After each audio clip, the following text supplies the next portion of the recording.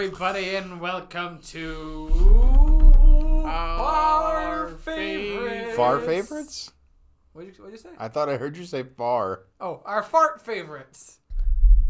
I mean, no, we're doing a special our favorites today. We're for the holidays.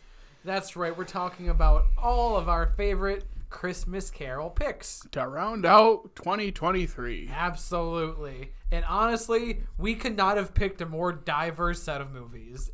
We really went from corner to corner to corner. It's gonna be fun. But to kick us off, we got Jake's incredible pick. Epic. Jake, what is your beautiful almost 3-hour story? He's just so full of emotions. It's choking him. I picked the 2019 TV miniseries of Christmas Carol starring Guy Pearce. The Mandarin! and Andy Serkis as at least two of the ghosts. And also, if you watch What We Do in the Shadows, I don't remember the actor that plays Nandor, but he plays Alibaba in this. Yeah. When I saw him, I was like... Kevin Novak? Yeah, I'm like, you've got to be kidding me. Of course. He cracked. I love him. He's hilarious. Who's the second ghost Andy Serkis plays? I thought you said he played past. Yeah. You got to count Jacob Marley as a ghost. Did he play Marley too? No. Marley is Stephen Graham. Yeah. I have it right in front of me. Yeah, that's Stephen Graham, who you've seen in The Irishman. I think he played Al Capone. Oh. I feel like he's also in Boardwalk Empire. He's just good at playing. Oh, yeah. He's also in I believe he's in both Venom movies. I think he's the cop. I think that's him. I think that is. Which, I wonder if that's why. No, he was in the first Venom, I think, wasn't he? He wasn't. So he's. Why are we talking about Venom? Because Stephen Graham's in it. Stephen Graham is only in the second Venom, which, as we know, was directed by Andy Serkis. I wonder if this is where they met each other. Oh, maybe it is. And that's why he cast it, because he's a cop role. So he's not in the first one, he's in the second one. So, yes. Because I was like, wait, who's the second ghost? I thought it was just the weird one. Didn't he also play the dad, I guess? Was that him? No, that was a completely different person, too. I don't even know. I don't know. With Andy Serkis, it's hard to tell. Andy Serkis is a weird dude. I think it's Johnny Harris. Yep. Yeah, okay. You were saying. Yeah, anyway. Yes. Why do you enjoy... Why? So, to be honest with you, 2019 was a really hard year for me, and I was in a very sad place. When I saw this is a very sad and somber movie. It connected with me, and I was able to overlook some of its more glaring flaws that I now see, which, by the way, I still like it. I just see it for what it is now, I think. The right thing to watch at the perfect time for this kind of bleak thing. Yeah. It gives me like very it came out in 2019. It gives me very angsty like 2019 like emo vibes. Is it going to be one of those things like classic? You watch a certain thing at a certain time, and it will always resonate with like, yeah, I remember when I really felt like this. I don't anymore, but like I'm still going to go back to that moment of like, oh yeah, that's why I like this. I mean, this one's a little bit different. I'd still probably watch it every year. Which you said you have. So far, yeah. So it's the 4th year in a row you've watched it? Yeah. 4 times. It slips a little bit every time, but you know. I still appreciate it for what it is. And like you said, it makes me remember where I was at when I first watched it. I will say, I think Guy Pearce did a very good job in this. Yeah, Guy Pearce is a good actor. Yeah. He is weird at first. I was like, why does Scrooge look so hot? I was going to say, yes, Scrooge is kind of as everyone has said, but it's like, but it's also, it's that same thing we've talked about, I think, before of like, because of our perception, it's like older people back in the day just look way older. Yeah. And like Guy Pearce being Scrooge is like, are you sure? And then you look at like the age he is now, because he's got to be in his 60s, 50s or 60s. he's close to the Scrooge age. Yeah, He doesn't look like it though. I know, that's what's so funny, because what we think of as 50s and 60s for when we were like younger looks way older than people now. Somehow our brain does that. Mm-hmm.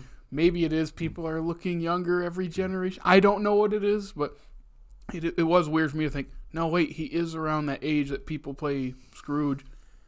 Why does he not look that old? But he Plastic. is. What? Plastic. I think he just aged well. I don't think he has any. I would guess so. Something. He's a fine looking guy. He's not a fine feeling guy, according to this movie. He's a prick. And I will start off by saying I do think one of the good things in this is the way that it ends. Yeah. Like I like the idea of him not repenting because he knows he deserves what's coming. That has not happened. He does repent. He doesn't want redemption. Okay, that's what. Yeah. Because Okay. he recognizes the error of his ways, but he doesn't want to be redeemed. Yeah. Because he deserves. I think you have to be a little bit more specific for Jared. You don't mean the ending. You mean the climax. The climax. Yes. The realization moment where he's sitting at his own grave in the future talking to Marley, which I do like that decision. I personally feel Marley should not have been in any of it after that first meeting, or even the golden shower to open the movie. It feels like a bad parody at that. I'm trying not to get into that yet, but it's like I would have had him show up to warn him, and then we don't see him until that scene. You mean just like all the other... No, a lot of them you don't even see him at the end. A lot of them you see him in that one scene, and that's it. Well, I mean, that gets into why one of the reasons why I attached to it. I think, my parents my mom loves Christmas, and so she's big into all of this stuff. And I grew up watching several different versions of A Christmas Carol. Like what? Name a couple. The primary one being Mickey's Christmas Carol, the Muppet Christmas Carol. I can't think of what it might actually be Scrooge, but I don't know if that was it. Gotcha. Not the Patrick Stewart one. I have an image in my head of the Ghost of Christmas Present, and it didn't match the one that's in Scrooge. It might be the Patrick Stewart one. There's also the 50s one I've not seen. I don't know if I've seen But that's one claimed to be one of the best. Mm-hmm. But like that. But anyway, so I've been watching this story my entire life, and like we talk about off screen, it's hard to innovate on this story because it's been told for so long, and this was just different to me. So It sure is different. That's true. Yeah. Other than that, all right, go ahead, Jared. Let the floodgates go. Well, I'll start with that moment of like not wanting redemption. At that point in my watching, I was not enjoying it. I chunked it. Technically, it's 3 episodes, and you're allowed if to. I was like, I might chunk this. I might not chunk this. I might watch this in one sitting. And after the first hour, I was like, I can't do it. I need to watch something else. So I watched it basically episode to episode, and at that point you're 10, 20 minutes from the end of this near 3-hour thing. And he's sitting against his grave in the future, and he's talking to Marley. He says, I don't want redemption because even if I do, some part of me is going to rationalize it just because that's what I do. And I was thinking, I actually like that. Mm-hmm. That's good. It's this character moment that we don't have in any other version. That is because other versions go for different things. But for that, I was like, that's actually interesting. The problem becomes the scene of him going to the Cratchit's house after that, which, and after... like he slips in the street and grabs the gravel and laughs, throwing it on the ice, is before it. But like, I'm ruining children's Christmas. Yeah, that was. It's like, I get that he was thinking that he was trying to save Tiny Tim, but I just it doesn't. It's supposed to be this big emotional moment for him, and it doesn't feel like anything. Yeah, it doesn't feel earned, really, does it? No, and. You get to the Cratchit house, and it's doing what most versions do. It's the big ending. Mm-hmm. And your pick next week does this too, for being a different type of way of telling it. The one I picked does it for like 30 minutes, and I love it dearly. And most versions, that's the point. The payoff of all of this stuff with the spirits is he has changed, and he is going out of his way to change. Mm-hmm. So in this version, because it's supposed to be a darker, edgier, colder version of it, I was thinking this should be a quieter ending. But instead, he's doing the big kind of, and I was cringing through the whole scene. I'm like, this doesn't match. He's like, well, one thing, and then he's like, but then there's this and this and there. Keep thinking, get out. And I'm like, just get out, dude, please. And he just gets big, and it's like, this isn't matching at all. And I told Jake earlier, I think my ending would be, he doesn't go to their house. You don't have the ice skating thing in. Put a metal pin in the ice skating. And I would have it, because, versions that I've seen and read, some have it, he goes to their house, and others have it, it's the next day when Cratchit comes to work. I don't know what the original ending of that, because I've seen both happen in adaptations. I would have it, Cratchit is coming in, two-hand in the resignation. Scrooge beats him to the punch and says, I know you're going to resign, and you have my blessing. And that catches him off guard. He still gives him the check. Mm-hmm. He says, I'm writing you a severance check for this, and Cratchit is confused and maybe even could lash out at him. Something to match with what this says. I could see that working. Another pin in Cratchit for later. And it's just this moment of he may not believe him, he probably doesn't forgive him, but that's that. He leaves, and he's left alone in that, and maybe he just has that line, because that line about, I don't know what's next, but I'm just looking toward the future. Mm-hmm. Something like that. And that's how you end it. Very quiet, still cold, but no. You have to have the wife look at the camera because she caused. What is it? Work to do or something? We have more work to do. There's more to do or something like that. I'm ready for the sequel. Let's go, baby. What's the sequel going to be for this? I don't know. What would it's Krampus. Krampus. Scrooge fights Krampus, and all the ghosts come to aid him. And Krampus gets the Guardians from Rise of the Guardians to help him because he turned them into evil people. I would watch and that. Scrooge so hard. Grabs Sandy, grinds him into a bag of sand, and throws him on another ice rink, and then pisses all over it. That is one. So I would watch that. One of the things, because I only watch this once a year, and never with my wife because she would not like this. So I had forgotten kind of how it progresses, and that's one thing I will say is they spent a lot of time with the Ghost of Christmas Past, and not so much time with the rest of them. No. And very weird choices like we have talked about were made with the other two. Like Andy Serkis as the Ghost of Christmas Past, which apparently was not Jacob Marley like I thought he was. But regardless, there's a lot of time, and a lot of that I really like. Like I know you don't like them going to the school and everything, but I like the style with like the art book sort of thing that they have going. I don't mind that, and I don't mind going to the school because that is something I don't like other stuff added to it. Keep going on your point first. But then they transition to what do they do next? Do they do the Children You Never Had? That's in the present or future, isn't it? It's in the past. Is it in the past? It's in the past with the spinning hat. Yeah, I can't remember. Is the it spinning hat, and it turns into a projector, and he's watching. It's a zoetrope type thing, isn't it? That sounds like a word, not one that I am familiar with at the moment. Yeah. The spinning. That's the thing, right? It spins and it has different pictures in each, and these shine light. It's like one of the earliest type of frame-to-frame things because it moves. Mm-hmm. Okay.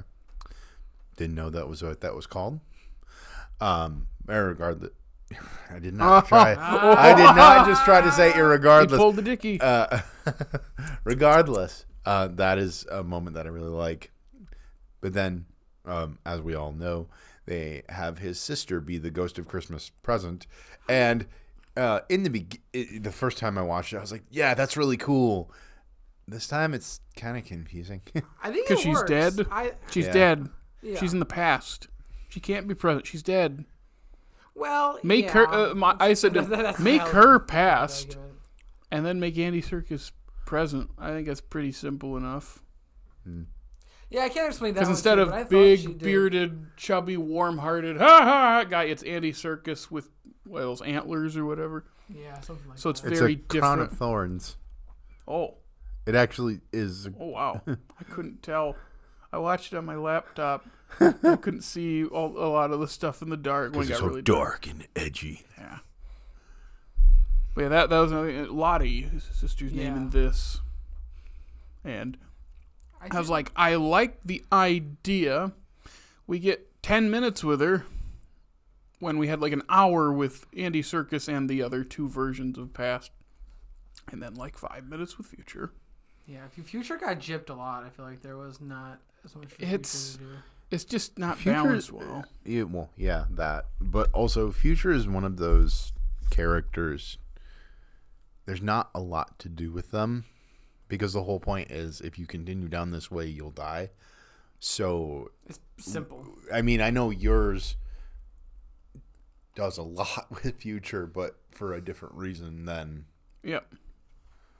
And I will say, I do think having the just the prosthetics in the face look like I thought Future could have, based on how like just dark and angsty the show already was. I thought we were gonna get something like pretty scary for Future, and it really wasn't. Well, Just Jason Fleming with his lips sewn shut. I thought they could have amped it up a little bit and done just to look. It's on FX. You can make it as dark as you want. To be honest, I kind of appreciated that because Future is always the cloaked figure. Yep. And doesn't speak. It's another one of those things where I thought that was a little bit different. However, the marketing for this. Oh, I never saw this marketed, so I'd be very curious to know what. Let me find it. Cause I Continue while I look for this. Yeah, I never knew this was ever even when it was dropping. I never even heard of this at all. I heard of it through him. Yeah, just now. And I feel like at the time, like 2019, I totally would have watched this. I would have been super like, all right, let's see what because I like a lot of FX's stuff. FX says the movie. I think this is more of a BBC thing. It is, yeah. And FX just bought it. Okay. It's written by Stephen Knight. Do you know who Stephen Knight is? Stephen Knight, yeah. Peaky Blinders, Taboo, C, and he's also one of the it creators gives off of that vibe, doesn't it? Mm-hmm. And he's also one of the creators of Who Wants to Be a Millionaire. Stephen Knight Out of really? all things. Yep. That's so funny. I He didn't know he that. has also done film screenplays. Dirty Pretty Things and Eastern Promises are two that he's written, and he's directed Locke and Hummingbird. Mm-hmm. So That's the main marketing poster for it. Oh, interesting. That's like, Yep. like it would make sense if that character was put this on screen when you edit it. It would make sense if this character was actually in the film, but then Future's not that, and it's like. And it's one of those images you don't if they don't change it, it still fits what they were going for with the differences, and it's still cool. It does look. It enticed me to watch it if I hadn't seen it already. Yeah, just it bleeds into the next point of it's edgy and dark for edginess sake. They do things in here that's like this doesn't add anything. It's just, hey, look how edgy we can be. Like cutting the mouse's head off. I think they were trying to turn it into more of a horror story-ish. Or are we going to talk about the fact that Mary was going to sleep with Scrooge? That seems like such a stupid. It doesn't fit. To be fair, it was never going to be that. It was always just he's going to see how far he can push her dignity before she breaks. But the fact that she was willing to, that just rubbed me the wrong way. And it's also his character is supposed to be cold and distant from the world. But they turn him into the sadist for that one scene of like, oh, let me see what I can do to kind of, toy with people's emotions. Like, but he doesn't care about people's emotions. That it's like not just all versions. This version has made it seem like after the trauma from his childhood, he just didn't connect at all. Mm-hmm. And that's why. So like, except for that, he did, because before that, we see how he gets about the mouse. About the kids that he never had. I never realized that before, but they go back on what they've set up already in doing that. Yeah, it's just that whole scene with like when they. I knew instantly when they brought it up, like, oh, it's something between them. And then it's like, oh, yep, meet me at he says apartment, but it's a house. Oh, that's weird. I don't know if that's a British thing. Did not catch that. But he said that. I go, okay, I get what we're doing. And then when we go there, I go, oh, this is going to be uncomfortable. It's like, oh, this doesn't. This and just then it really is uncomfortable. And it just doesn't fit. No, it feels so. That's just it. It just feels so out of left field. I just don't. And going back to the mouse thing that I was telling, like, it's not just that horrible thing to the mouse. That whole scene with his dad coming back is just to torment him. How does that help him change? All it does is remind him of something out of his control. Yeah. That was terrible. It's like that kind of feels like it's just in here to be Look how bad more intense. He got treated. Because then adding the fact that his schoolmaster was another awful. Another one's like that's just it's too much, and it doesn't make it any more impactful than what we already have. No, but it makes it long enough for a TV show. There you go. And then like his sister coming with the gun is just goofy. I do like I do like the scene where he picks the mouse up off the windowsill. Oh yeah, I like the mouse is a nice touch for that. And then he throws it out the window. And he throws it, and I go, that's in character. Also the like that little thought. I'm like, I shouldn't laugh at this, but why did you add that in? I definitely laughed at that. It's like, this is not supposed to be funny. It's cruelty to animals. But it's like, why? What? It's like in Oh Brother Art Thou when he throws the frog, he crushes the toad and throws it against the tree. And there's a... It's like, did you have to add that loud of a thud? It's funny now. It's supposed to be funny. Why do you think they added his love of animals as such a through line for this? It doesn't really make him more human. I think that's at least what they were intending. If anything, it does make him more human when with the horses outside of his house, and then the light turns on. Like I can see that one, but then throwing the mouse right away. And then the horse in the mine. Like, I'll put a pin in that. Go ahead. Yeah. I think it's just boiling down to, and same with the profanity. It just feels weird. It's in here just to make it like, look what we can do. It's darker. It's edgier. We're FX, man. We can say the F word. Guess what the F stands for? So it's one of those things. Like it's not fitting. It just feels weird. I kind of feel bad having made you guys watch this. I still like it. Don't feel bad. I was interested in it, and I didn't think I was going to dislike it as much as I do, but I'm glad I've seen it. Like I said, it did. I've officially stretched my brain to about the farthest that it can go in Christmas emotions with like all of our picks. So I'm glad I got to witness this because this was it's a thing. Yeah. As I was saying, I think it all boils down to we really don't understand the character any more than we already have from other adaptations. Like, it has those elements in there still. Yeah, like it's trying to. But and we have basically another hour with him, and we don't know anything else. We don't understand him. And then the other characters get nothing. Yeah. He's the focus, but in other versions, you still get little bits of each character. And then, as we said, there's a character in it that they still included. And then he doesn't do it, and that's Fred. Yeah, his nephew. Yeah, he's in the front. He's on the front end, and then nothing. They don't even go to his house in the present. I completely forgot about him until you just now mentioned him. Fred in all the adaptations is the one person who has not given up on him, being not only his nephew, but like when you meet his sister, you understand where that comes from and how he just does not give up. Do you think that the sister was supposed to replace Fred in a way? Possibly, but then in the present, we go to Fred's house because then because the Cratchit side of the present is look at how people you directly affect their lives are handling things. And then the other side is you're going to your nephew's house and hearing how everyone speaks about you, but then because the whole point isn't, look how they speak about you. He doesn't care. Fred still sticks up for him through all this, even though he's never gotten anything back. And it's supposed to be that feeling of like, even how some people stick by you, and that there's that hope there. So then when you go to the redemption parts of other versions, him going to Fred's, or like in some versions he just talks to Fred.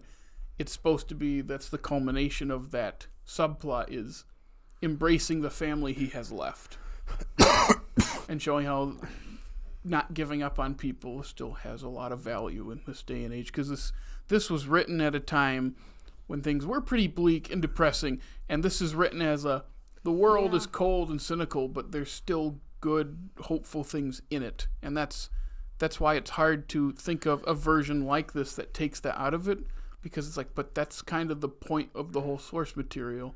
Not that it can't be done, but I don't think this version did it that well. Yeah. I think what probably happened is because Stephen Knight has a lot of power because of how successful he's been, it's got to be he wanted to make this, and no one during the process of this from BBC or whatever said no. Yeah. Not that what he would make is bad. It's pushback can be good. Look at here we go. We're talking about Star Wars again. The prequels. No pushback. He did whatever he wanted, and that's why they're incredibly flawed. It all comes and back to Star Wars. There's good in there, but when no one says no, it's not good. And that's what I think happened here. Stephen Knight having free reign didn't have one person push back on anything. It seems like he could just kind of do whatever he wanted.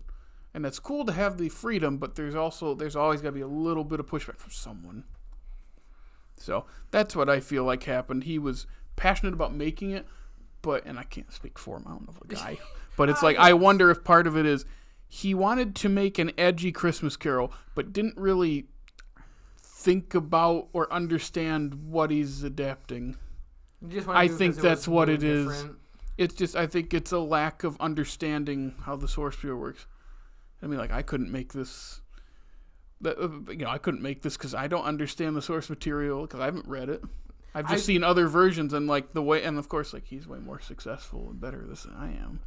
But the point being, like, yeah, I can understand where you see something, you get an idea, but you jump on the idea and you don't understand what came first. It's kind of like what they say in Jurassic Park that we talked about, like you didn't do all the work, you just took everyone else's work and went ahead. It kind of feels like that. And I would not call this terrible, awful. Like, there's competent filmmaking and good acting in there. I love the way it's lit. Yeah, there's good stuff in there visually. I just think, again, it's more about how do we make this edgy? It's kind of like that Titan Show promo that came out years ago with the F Batman thing from Robin that starts, or not, was it Robin or was it? Yeah, it was Robin. It was Robin? Sure. Yeah, it was Robin. What's the Dick Grayson hero after Robin called? Is it Nightwing? I couldn't remember which one. But it was Robin. It's not Dick Grayson. I think it's Tim Drake. Okay, but that whole promo center, because that's like the first line of the show, I thought people said. Or like in the beginning, and it's like, this isn't dark because the story needs. This is dark for the sake of being dark. I've not seen it, but everyone's reactions are like, yeah, this is kind of just like, we can do it, so let's do it, instead of understanding it. And everything has to be, there doesn't have to be a dark and edgy version of everything. Yeah. Getting back to another mental pin about like Cratchit is the same as Fred, where the reason why you have characters like that is to juxtapose and counterpoint Scrooge as a character. Scrooge is very cold and distant and negative, and there are people around him that are not.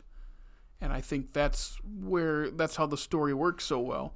And so when you make them darker and cynical, and everyone just kind of acts the same, they act the same as Scrooge. So when he hits that point of changing, it doesn't feel any better. It just sounds like he's this weird happy dude in the middle of all these sad people.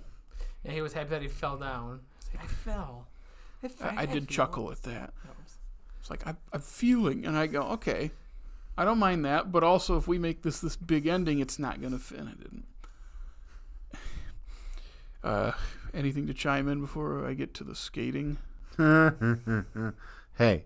I don't want to talk over you because this is your pick. That, as bad as it looks, that shot was a cool idea. Oh, when he fell from the ceiling. When the kid fell through the ice. That was awesome. Not that him falling was awesome. I think the idea is cool. I think it looks kind of... You didn't think it looked good? I didn't I think thought it looked good. I did enjoy the way that it looked. I thought it looked as good as it was going to look for TV. It's a cool idea.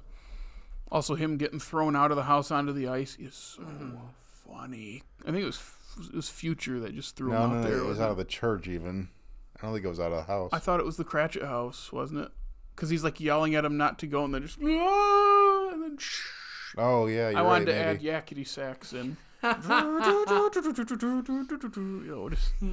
it was like 4 really quick cuts, and he's just sliding across the ice. I go, it's kind of funny. It was funny. But so the ice skating reminds me. Do you?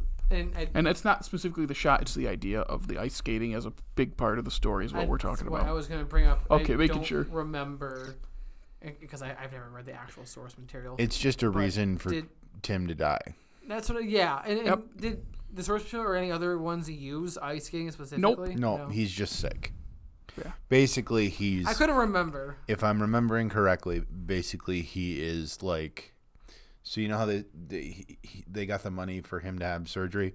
It's that, but as the ultimate reason for him dying, I believe is always the impression I got. It's just from sickness. It's supposed to be because of Scrooge not paying Cratchit that much, like being indifferent to the needs of his employee. Mm-hmm.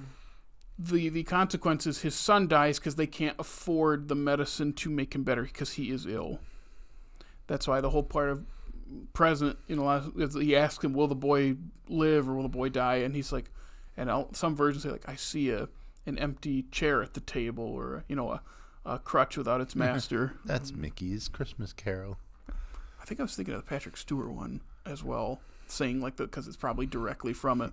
But that's the whole point, is because of his indifference to people, there is a negative consequence that he is directly connected to. Yeah. And when you take that out of there, it's like, okay, so the peril Tim is in is he's gonna go ice skating and drown. So the whole point is I gotta get out of this dream to wake up, run over, throw a bunch of dirt on, and say, Tim, don't go ice skating. He has nothing to do with it. How is he supposed to feel guilt? If anything, it could show he cares more about people, I guess, but it's also really kind of I don't want to say shallow. But also the No, it's deep. It's only as deep as its office.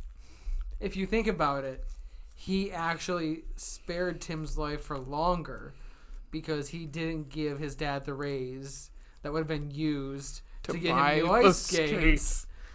But it wasn't buying Tim ice skates. No, he was taking his sister's. Yeah, it was. It was he was going to go out there. Yeah, it wasn't. It wasn't something where having new ice skates would have made a difference. It was just the ice broke underneath them. Yep. I never thought about it that way, but you're right. That's the problem. It's my pick, and I do enjoy watching it. I don't disagree with any of your points.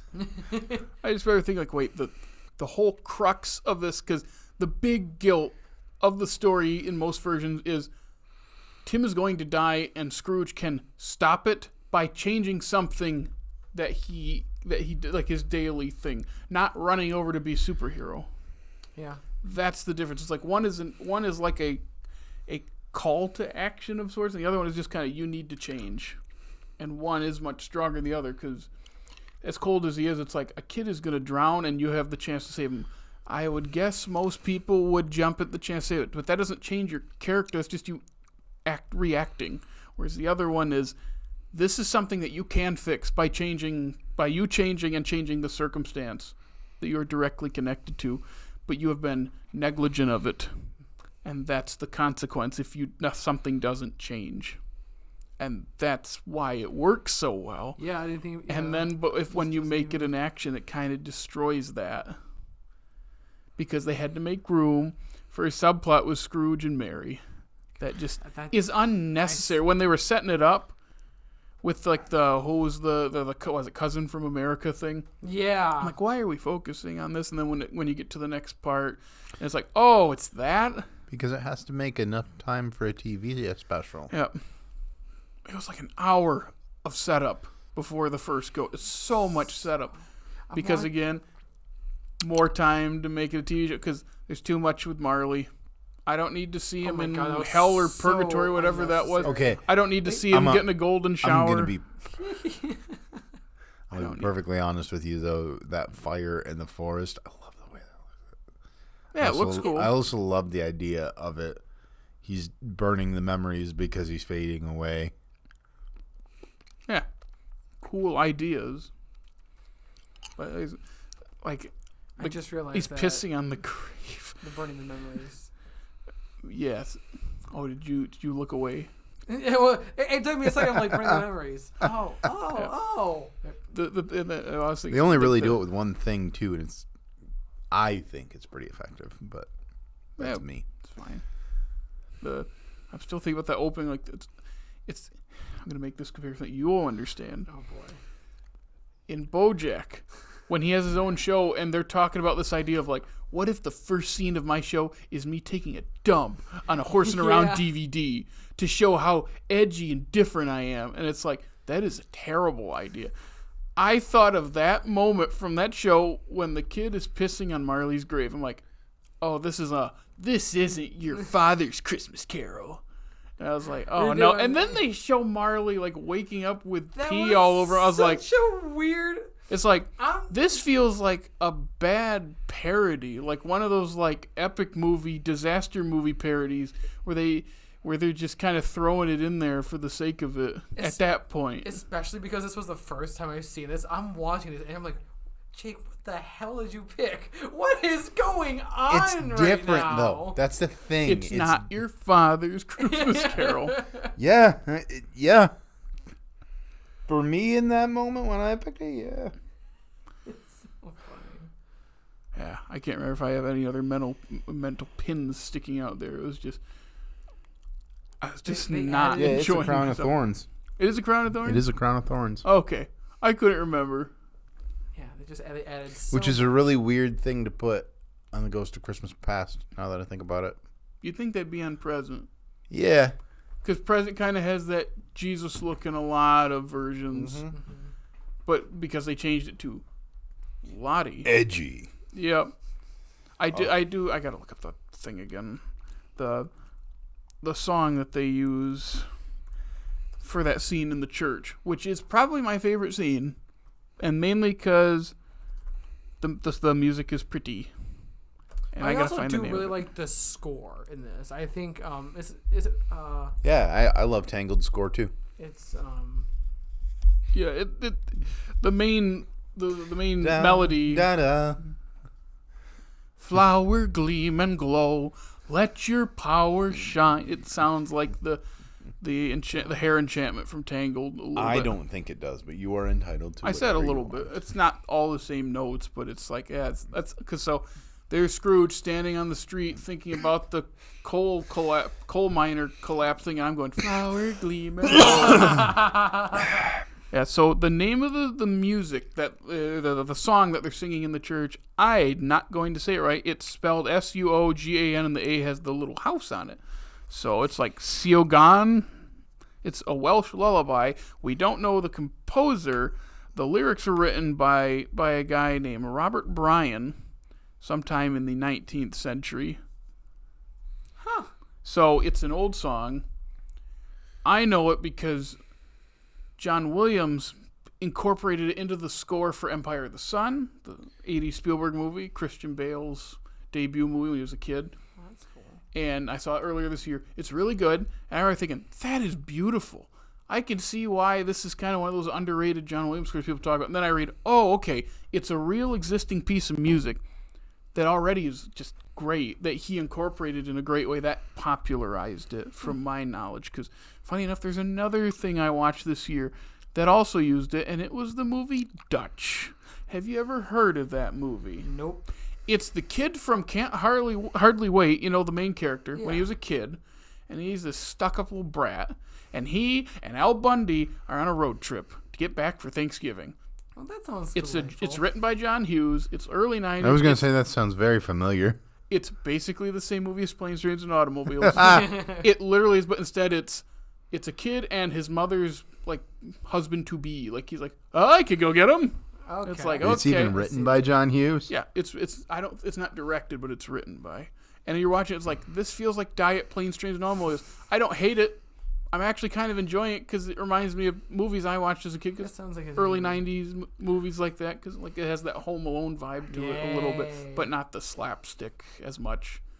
What? No slapstick. But at the beginning, it's like, I don't remember how it's being played, but I'm hearing it, I go, that's weird to hear in this movie. I'm hearing this in Empire of the Sun in Dutch.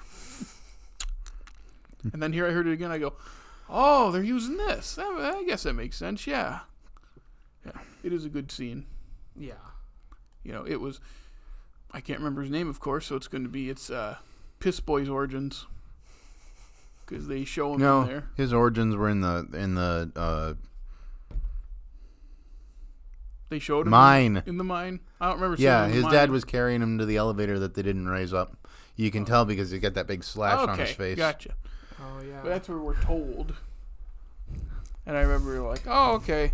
But that was a good scene. And then the conversation at the horse thing and around back is also decent. It's a good idea and I like it, but it should be in the past and for something else with a sister, with the horse memorial. Oh, okay. Like that's like I like the idea of it, and him talking to his sister and like crying is good. That's something you don't really see in other versions because he's not talking to his sister in any other version. So using his sister would be great if she was the ghost of Christmas past. So, they could have had Fred even be the ghost of Christmas present in a weird, distorted way. That would have been an interesting way to incorporate him again because for some reason we have one scene of him. I would say this. This year, you and I have been talking a lot about where's the weight of the story here, and we've come to the conclusion it's in the second. Where's the change? Yeah. I think, and I was thinking this as I was watching it too, I think they tried to shift it to the past. Like everything gets done in the past. Yeah, I think the they tried to just tacked on. I definitely agree. I feel like, well, and I don't know if they cast Andy Serkis before or after they made that decision, but it felt like they made that decision to give Andy Serkis more awesome lines to say. His Ghost of Christmas Past even looks a little like a beat up Ghost of Christmas Present. Yeah, you see what I mean? It fits aesthetically into present, but I don't know why that decision was made. I'm just Lottie would be such an interesting thing for past. Like she shows up in his house. She would have to then, and then he's like, what is going on? But she would then have to like see herself. Yeah. Assuming that you don't change that part of. Yeah. It makes sense though because you didn't talk about. He leaves and then she'd be like, "But have you and if you're going to include the gun thing." You didn't talk about that. The gun thing? Yeah. I did. You mentioned it. I brought up how goofy it was. Oh, I must have totally phased out. So yeah, so that's why you have that line from Alibaba that says, "But you don't remember the rest of it because you were gone." She could deliver it, but you don't know what I did once you left. Mm-hmm. Even that, for how much I don't like that whole setup and that whole like that even makes more sense. This is the part you don't remember. And nothing against the Alibaba. The Alibaba idea is a cool idea. Yeah, it was neat. Like that's like his escape. I like that idea. It makes it very storybooky. But other than that, I just don't like that whole sequence. I can see the fixes to be made. It's a retroactive fix of us sitting here in this basement going like, see, I would have done this and I would have done that. And it's like, yeah, now because it's made, we can. It wasn't even just made. It was made 5 years ago, 4 years ago. 4 years just ago. Well, probably 5 years ago. Just about. Yeah. Released 4 years ago. Yeah. It should have been a movie. They don't have enough to make it. I think it would have been a pretty interesting movie. It's such a simple story, like this, like the Christmas Carol thing. Like there's not that much. It's a perfect story. Yeah. And you can make changes as long as the core of it is the same. I don't know if this works edgy and dark because the whole point is to counter the darkness of the era it came out. But I think if you find a way to bring warmth to it through the darkness, I think that's how it works. I don't know how to do it. Mm-hmm. I don't. But I think this was just, let's make it dark and edgy for the sake of dark and edgy. That's why I think I said it does feel like a bad parody at times, because the worst parodies don't understand their source material, just because the best of ones understand the assignment. They know what they're making fun of, because often they're doing it as an homage and not to just make fun of it. And this isn't making fun of it, but it kind of feels that way. Especially, again, one more time, golden shower hour at the start. You keep going back. That's what to it's the golden called. shower. It's just like, this feels like the BoJack line of, I'm going to take a dump on that DVD to start and say, this is different. It's like, oh boy. It is jarring. Just a bit. Well, it's one thing to, if he just peed on the grave and that was it, I'd be like, okay, but Marley waking up, I was like, okay. Such a bad, because Stephen, like, again, the cast is good. Like, Stephen Graham's a good actor. Andy Serkis is great. Guy Pearce is great. The people they got in the roles, like, it's cast well. Mm-hmm. So. Oh, also, there's a little bit of that hell imagery, like what was in yours. Oh, yeah, with Marley at the beginning. Yeah. With the one dude. It was purgatory, so it wasn't hell, but... We see that dude, like, one more time, right? Yeah. He appears to Scrooge in the street. I wonder if we could have had more of him, not like talking about, like seen him at other spots. Or if he could have been the Ghost of Christmas Future. Here you go.